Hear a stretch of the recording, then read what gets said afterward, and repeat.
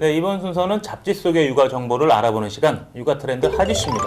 네, 센스 있는 엄마들을 위해서 최신 육아 정보를 쏙쏙 골라주는 분, 월간지 맘의낭팡이 이은성 기자님 나오셨습니다. 안녕하세요. 안녕하세요. 자, 오늘도 어떤 알짜 정보를 주실지 기대가 많이 되는데요. 예, 오늘은 엄마들보다 아버님들이 TV 앞으로 나오셔야 될 것 같습니다. 네. 두 분은 요즘 뜨고 있는 말인데 혹시 파더 팩터라고 들어보셨나요? 파더 팩터. 뭐 직역하면 아버지 효과라는 뭐 말 아닌가요? 네. 네, 맞습니다. 엄마는 줄 수 없는 아빠만이 줄 수 있는 파더 팩터가 요즘 대세입니다. 네. 단순히 유아 시기에 이제 엄마 못지않게 아빠의 역할이 중요하다는 얘기는 사실 오래전부터 나왔는데요. 파더 팩터는 이제 여기에서 한 단계 더 나아가서 이제 아빠가 아이의 성격이나 인성에 이제 영향을 미치는 것은 물론 아이의 이제 진로라든지 직업을 이제 미래 직업을 선택하고 직장 생활을 이제 성공적으로 영위하느냐 또 이제 직장에서 의미 있는 인간관계를 형성하느냐까지 이제 결정적인 영향을 미친다는 그런 이론인데요. 이게 미국의 저명한 임상 심리학자죠. 스테판 폴터 박사가 그의 저서에서 처음 주장을 했던 이론입니다. 그래서 그 엄마는 보통 상황을 감성적으로 판단하는 데 반해서 아빠는 좀 더 논리적이고 분석적으로 판단을 하기 때문인데요. 이제 영국 옥스퍼드 대학에서 이제 실험해 본 결과 이제 17,000명의 아이들은 이제 33년간 태어나서 이제 33살이 될 때까지 이제 추적 조사해 본 결과 이제 아이의 발달이라든지 교육에 적극적인 성향을 가진 아빠를 둔 아이가 학교 성적도 좋고 나중에 사회생활도 이제 성공적이었다는 그런 결과가 나타났습니다. 그래서 아이의 양육에 좀 아빠가 적극적으로 참여하는 것이 중요한 이유겠죠. 네, 대부분의 자녀 양육은 엄마가 알아서 하거나 혹은 할아버지 할머니가 도와주는 정도로 생각하는 가정이 많은데요. 말씀 듣고 보니까 아버지의 역할이 정말 중요하다는 사실을 새삼 실감하게 되는 것 같아요. 네, 맞습니다. 이왕이면 좀 바람직한 파더 팩터를 줘야 할 텐데요. 그래서 먼저 자신이 어떤 아빠인지 체크를 해본 다음에 유형에 따라서 이제 바람직한 육아 솔루션을 저희가 제안을 하려고 합니다. 그래서 앞서 말씀드렸던 스테판 폴터 박사가 이제 아버지의 유형을 5가지로 나눴는데요. 각 유형에 따라서 이제 올바른 양육 방법을 제시를 해볼 테니까 그 솔루션을 한번 따라해 보셔도 괜찮겠습니다. 네.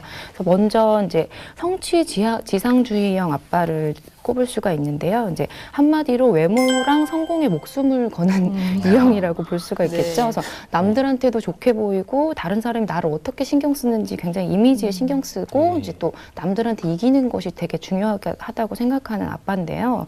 아빠가 이제 이러면 아이는 자신이 누구인지 나는 커서 무엇을 할 수 있는지 이런 부분에 굉장히 깊은 불안감을 느끼게 된다고 합니다. 네. 그래서 이런 아빠 같은 경우에는 이제 보통 아이한테 명령조로 말하는 대신에 대화를 풀어가는 것이 중요한데요. 대화를 잘 하려면 일단 좀 부드럽게 질문하는 요령부터 배우시는 게 좋을 것 같은데요. 일단 예를 들어서 이제 지금 책 읽어 하는 대신에 뭐 게임하기 전에 그림책 한번 읽어보면 어떠니? 약간 이런 부드러운 질문 형태로 하시는 것이 요령이고요.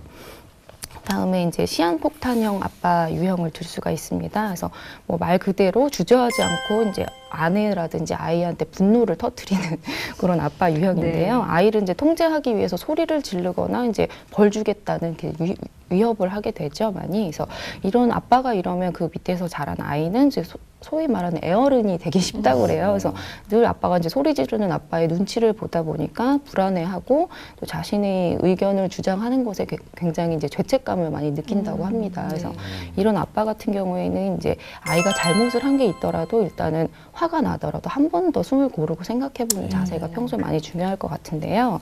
아이가 실수를 했더라도 이제 노력했으니까 괜찮아 하는 이제 칭찬과 격려가 중요할 것 같습니다. 그래서 보통 아이한테는 엄마가 칭찬하는 것보다 아빠의 칭찬이 더 긍정적으로 작용을 한다고 하니까 칭찬하는 습관이 굉장히 중요할 것 같습니다.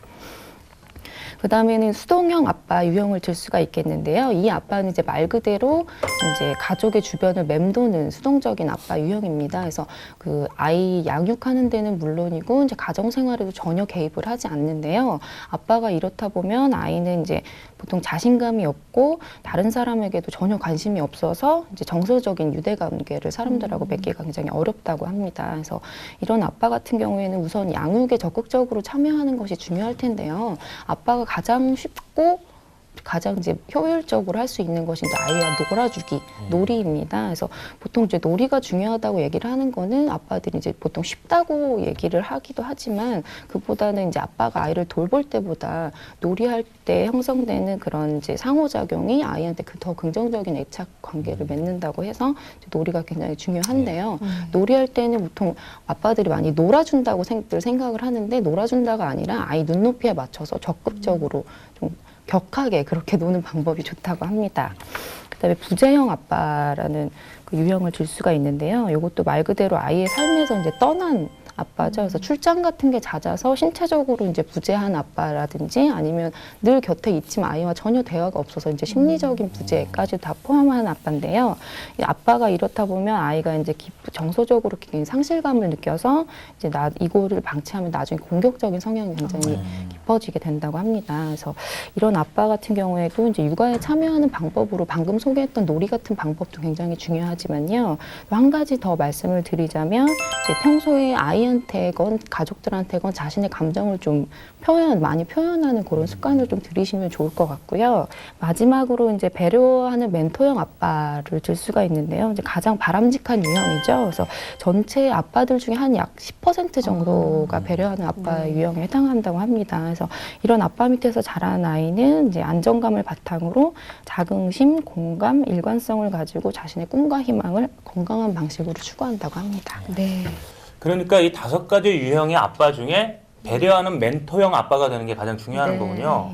하지만 방법을 알더라도 실천하기가 쉽지만은 않을 것 같은데 좋은 아빠가 되기 위한 방법 좀 더 쉽게 알려줄 수 없나요? 네, 그래서 준비했습니다. 사실 저희 맘앤앙팡에서 최근에 이제 유명인 아빠들의 이제 열혈 태교법 을 한번 취재를 했었어요. 그래서 이런 분들이 이제 노하우를 배워보면 조금 더 현실적인 방법을 배울 수 있지 않을까 싶어서 네. 좀 소개를 하려고 합니다. 그래서 먼저 컬투의 김태균 씨의 경우에는요, 이제 임신한 아내를 위해서 태교 일기를 항상 썼다고 그래요. 그래서 그 결국에는 이제 웃음 태교를 알려주는 책도 펴내게 됐죠. 이런 노하우를 바탕으로 해서 김태균 씨가 알려주는 이제 태교 노하우 같은 경우에는 아내에게 항상 웃음을 주기 위해서 노력을 했는데요. 그 웃음을 주는 게 이제 직업이 개그맨이어서가 아니라 굉장히 사소한 것에서부터 출발을 했다고 그래요. 그래서 늘 아내보다 먼저 병원 가는 날짜를 자기가 먼저 챙겼고, 그다음에 이제 임신한 사람이 왜 이렇게 허리가 날씬해?라는 약간 이런 식으로 해서 좀 웃음을 좀 줬다고 그러고요. 늘 이제 튼살 크림을 발라주면서 이제 태동놀이를 아이와 함께 태동놀이를 즐겼다고 그래요. 그래서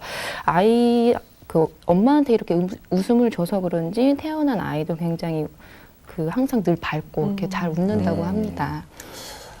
그리고 가수 김창렬 씨의 예를 들 수가 있는데요.